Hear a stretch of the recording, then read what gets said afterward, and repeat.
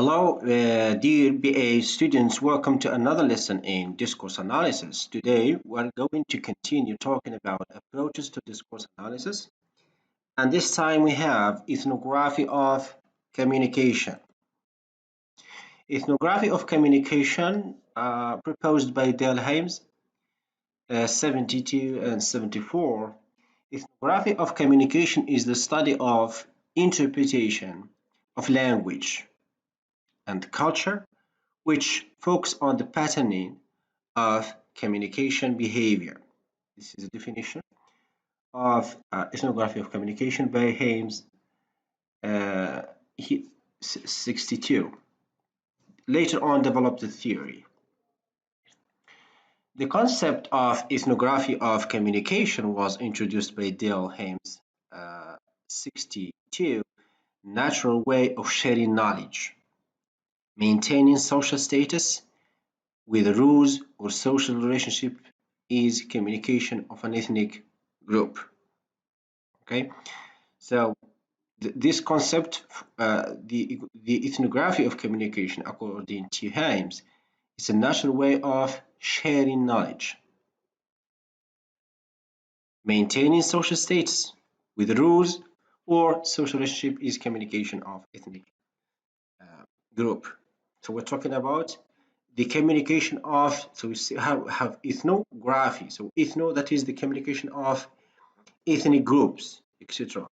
So Hymes proposed the term ethnography of speaking, later amended to ethnography of communication to describe a new approach to understanding language in use.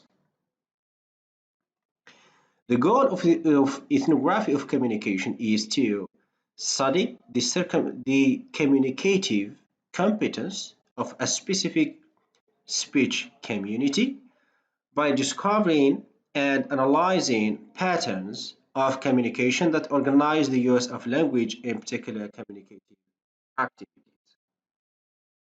Okay, so you see the goal of ethnography of communication is to study the competence, the communicative competence of a specific speech community. How we do that?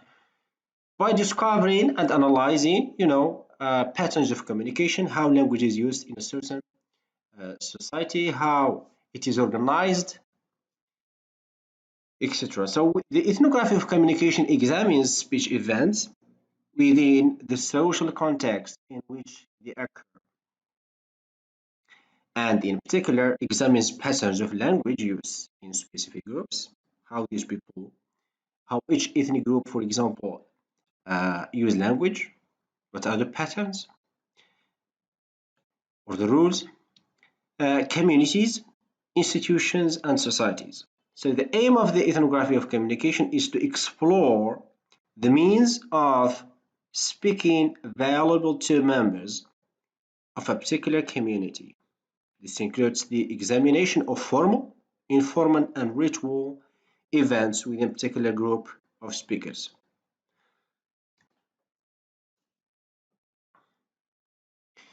So this approach examines the varieties of language used within the community, as well as the speech acts and genres available to the members of the community. So the notion here of speech community is central to the ethnography of communication. Hymes 86 describes the speech community as a group which share rules for the conduct and interpretation of speech. So we'll talk about speech community.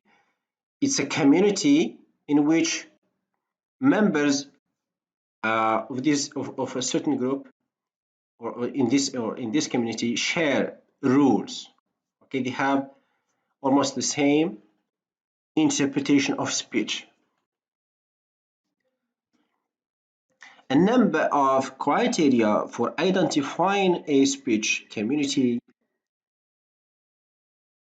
have been number of criteria have been suggested by researchers.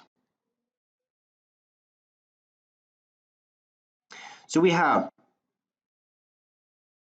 shared language use, So when we talk about speech community, the members of these speech community have shared language use. They have frequency of interaction with a group of people, shared rules of speaking and interpretation of speech performance, shared attitudes and values regarding language forms and use, and shared sociocultural understanding and presuppositions with regard to speech. You see, so when we talk about speech community in ethnic group, the members of this community share a lot, share culture, language, rituals, activities. So these very important in determining speech community. HYMES 74A describes speech events often coinciding with what other researchers might term genres. Speech events for HYMES are activities that are directly governed by rules or norms for the use of speech. HYMES gives stories, conversations, lectures, and formal introduction as example of speech events. So when we talk about speech events, we mean stories, conversation, lectures. These are the speech events. HYMES speaking grids. HYMES creates a framework which is intended to be used to look at any naturally occurring speech to discover the rules for speaking. So we talk about modes of speaking, topics, messages, message forms within particular setting, and activities. HYMES uses the word speaking as an acronym for the various factors that he deems to be relevant. So HYMES speaking grid again, we're talking about the key elements speaking are the setting and the scene. So when we talk about the grid of speaking grid, we will talk here about the setting and the scene of speech are very important. So setting, we mean the physical circumstances, for example, a cafe or a place anywhere, mosque, etc. So refers to the time and place, also time, whether it is, for example, Ramadan, a holiday, vacation, some, you name it.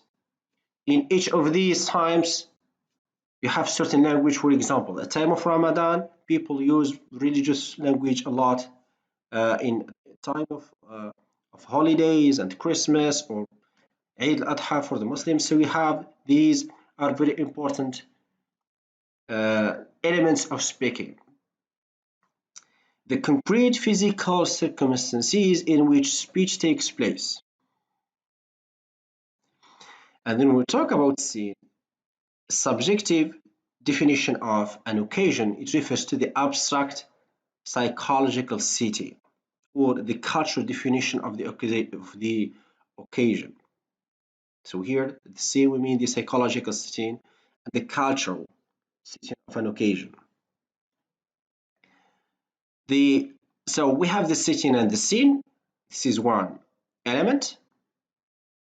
We have the participant also refers to the actors in the scene and their role relationships, including personal characteristics of each of these participants, like their age, okay, language changes over ages. Kids, they don't speak like adults. Adults don't speak like elderly. So we have age is very important. Then we have sex, whether female or males, that is men and women. So we have social status, rich, poor people, language, of course, is not the same. And the relationships between these participants. For example, whether it is a teacher-student relationship or a doctor-patient relationship, a priest. Okay, so we have different contexts. Different of these contexts have different relationships. And then we talk about the ends. Here we mean the purposes, the goal, the outcome. Okay, refer to the conventionally recognized and expected outcomes of an exchange, as well as to the personal goals that participants seek to accomplish on a particular occasion. So when we talk about ends of speaking as an element of speaking, what is your purpose of a conversation, for example? Is it to entertain? Is it to persuade, to inform? So each end, each of these purposes has its own language, its own elements, its own rules. Okay.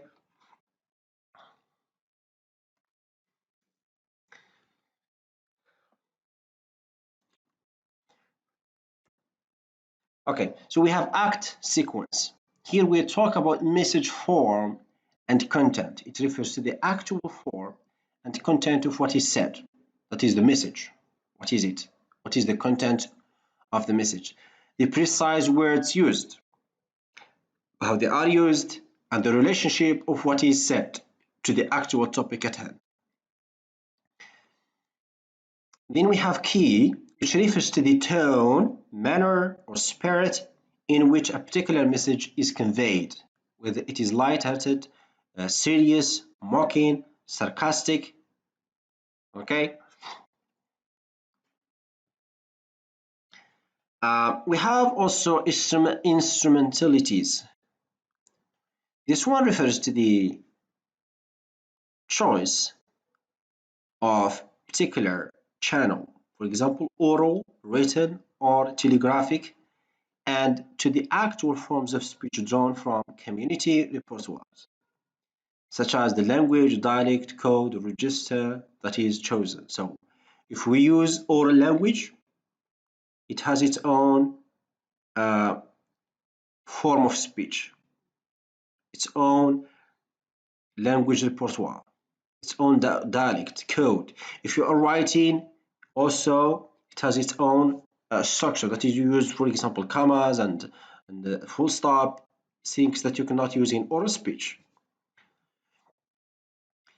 So these are the instruments. So we're talking whether the language is oral or written or telegraphic, like sometimes images, etc. Because images also communicate meaning. Then we have genre. Genre, here we talk about textual categories. It refers to the clearly demarcated types of utterances, such as poems, proverbs, riddles, sermons. Well, we're talking about religion here.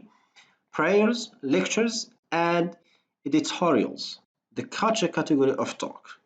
Okay, we have insults, for example, the language used in insults, compliments, apologies. So in each of these, they have their own language, and of course they differ from one another. Well, I think this is it for today. This is a reference if you want to study more about the ethnography of communication. I hope you enjoyed the video. Don't forget to subscribe to the channel, share the video with others, other friends or students, and thank you very much.